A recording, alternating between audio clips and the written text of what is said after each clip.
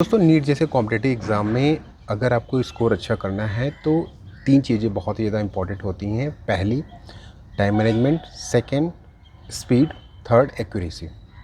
ये तीनों अगर आपकी अच्छी रहेंगी तो बहुत ही अच्छा स्कोर आप ला सकते हैं। और तीनों कैसे आप इम्प्रूव करेंगे, कैसे मैक्सिमम लेवल तक लेके जाएंगे, ये इस वीडियो में मैं बताने जा रहा हूँ। फर्स्ट टाइम चैनल पे तो सब्सक्राइब कर लीजिए, वीडियो को लाइक कीजिए और शेयर कीजिए। दोस्तों कोई भी कॉम्पिटिटिव एग्ज़ाम हो उसमें आपको जो टाइम दिया जाता है और नंबर ऑफ़ क्वेश्चंस जो दिए जाते हैं वो इस हिसाब से दिए जाते हैं कि कैंडिडेट्स कंपटीशन में बरकरार रहें। मीन्स ऐसा नहीं है कि नंबर ऑफ़ क्वेश्चंस 100 हों और आपको 4 घंटे का टाइम दे दिया गया है, ऐसा नहीं होता है। जैसे कि नीट के एग्ज़ाम में भी देखिए आपको 3 आवर्स का टाइम दिया जाता है, 180 क्वेश्चंस होते हैं। मीन्स हर क्वेश्चन के लिए लगभग 1 मिनट। टाइम मैनेजमेंट आपको कैसे करना है? टाइम मैनेजमेंट की केवल एक टेक्निक होती है दोस्तों कि सबसे पहले क्वेश्चन पेपर में उस पोर्शन को आप हैंडल करिए या उसको अटैम्प्ट करने की कोशिश कीजिए जो आपको सबसे ईजीएस्ट लगता है। चाहे वो बायोलॉजी हो, फिजिक्स हो या केमिस्ट्री हो, सबकी अपनी अपनी चॉइस होती है। सबसे पहले उसी पोर्शंस को आप अभी से प्रैक्टिस करिए, क्योंकि इन तीनों पॉइंट्स का जो सॉल्यूशन है वो टेस्ट सीरीज़ ही है। तो पहला जो टाइम मैनेजमेंट है वो भी आपकी टेस्ट सीरीज़ से ही आएगा। तो कैसे आप क्वेश्चंस को अटैम्प्ट कर रहे हैं ये मैटर करता है कि 3 घंटे में कितने नंबर ऑफ़ क्वेश्चंस आप अटैम्प्ट कर पा रहे हैं, किस पोर्शन में आप कितना ज़्यादा टाइम लगा रहे हैं। ये सारी चीज़ें देखने की ज़रूरत है। और इसके लिए आप क्या करेंगे, फिजिक्स, केमिस्ट्री, बायोलॉजी तीनों का टाइम नोट करेंगे। जब आप टेस्ट सीरीज़ लगाएं तो तीनों का टाइम नोट करें कि भाई इसमें हमने 90 क्वेश्चंस में कितना टाइम दिया, फिजिक्स में 45 में कितना टाइम दिया और केमिस्ट्री में 45 में कितना टाइम दिया।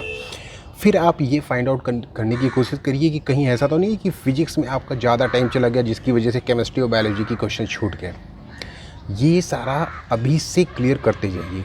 ये होता है टाइम मैनेजमेंट कि 3 आवर्स की ड्यूरेशन में परफेक्टली क्वेश्चंस को आप कितनी क्वेश्चंस को आप अटैम्प्ट कर सकते हैं। ये होता है टाइम मैनेजमेंट। और टाइम मैनेजमेंट की टेक्निक वही है कि टेस्ट सीरीज़ के थ्रू ही आप स्टेप बाय स्टेप चल के उसको कर सकते हैं। दूसरा, स्पीड। कैसे स्पीड बढ़ाई जाए? तो दोस्तों स्पीड बढ़ाने का एक तरीका यही है कि क्वेश्चंस को, जैसे फिजिक्स हुआ, फिजिक्स में क्वेश्चंस अगर आप न्यूमेरिकल सॉल्व करते हैं तो अगर आप रीडिंग कर रहे हैं तो रीडिंग के दौरान ही सपोज करिए कि आपको जो भी डिजिट मिलती जा रही है उसको सीधे नोट डाउन करते जाइए। ऐसा नहीं, कुछ कैंडिडेट्स करते क्या हैं कि पहले एक बार क्वेश्चंस को पूरा पढ़ लेंगे, फिर दोबारा पढ़ेंगे, फिर दोबारा वो सारी जो डिजिट दी रहेंगी उनको नोट डाउन करके फार्मूला में पुट करेंगे। ऐसा नहीं, जब आप पहली बार पढ़ें, क्योंकि जितनी ज़्यादा बार पढ़ेंगे उतना ज़्यादा आपका टाइम लॉस होगा। इसलिए मैक्सिमम कोशिश ये करिए कि फिजिक्स जैसे न्यूमेरिकल में जहाँ पे टाइम ज़्यादा आपका लगता है तो वहाँ पे अभी से प्रैक्टिस बनाइए, क्योंकि अचानक में एग्ज़ाम में ये नहीं हो पाएगा। अभी से प्रैक्टिस बनाइए कि जब आप क्वेश्चंस को पढ़ रहे हैं तो जो इम्पोर्टेंट पॉइंट्स दिख रहे हैं या जो इम्पोर्टेंट डिजिट दिख रही हैं या यूनिट्स दिख रही हैं उसको तुरंत नोट डाउन करते जाइए, खटाखट, कि जैसे ही पूछे कि हाँ आपको ये ग्रेविटेशन निकालना है, ग्रेविटेशन का फार्मूला डाला और सारी वैल्यूज़ पुट करके सीधे निकाल लिया।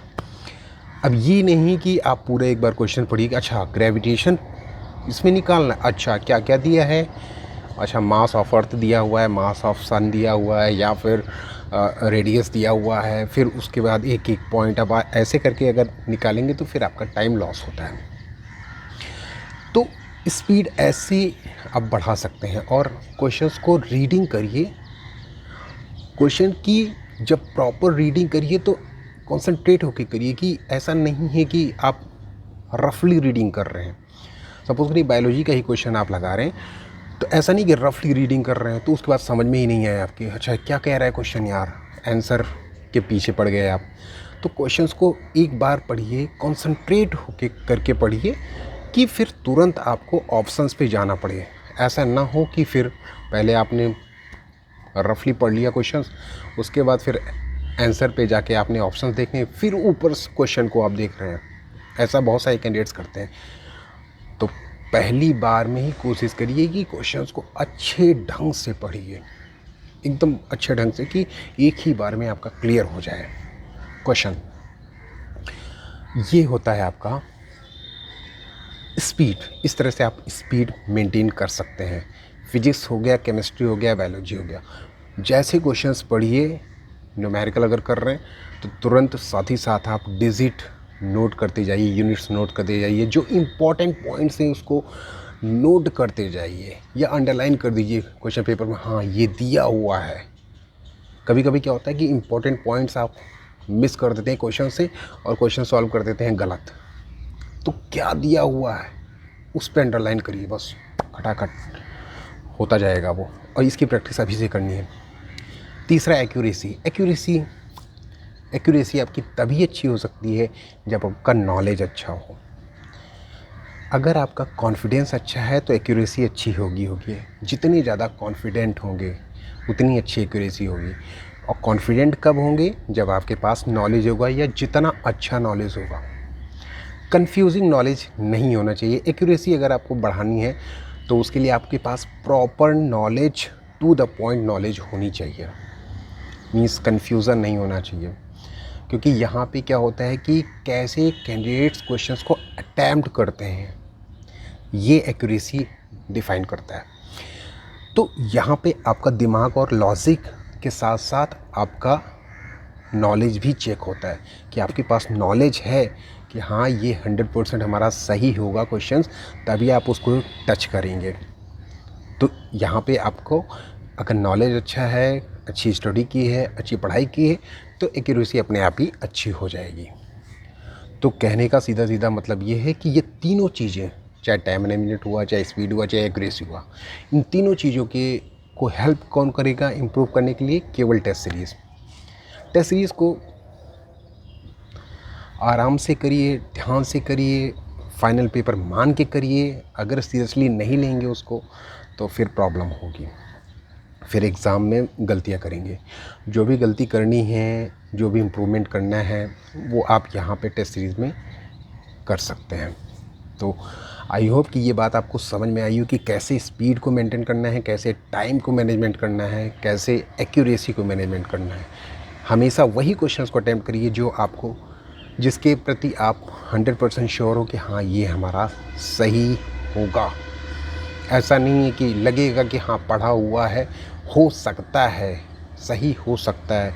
इस कन्फ्यूज़न में आके अगर आप 8-10 क्वेश्चंस कर लेते हैं तो फिर आप नेगेटिव मार्किंग के विक्टिम हो जाएंगे और आपकी रैंक डाउन हो जाएगी। तो कभी भी ये सोच के क्वेश्चन पेपर को अटैम्प्ट मत करिएगा, मत करिएगा, मत करिएगा। Speed, time management, accuracy, 3 more important points is NEET exam. That's all.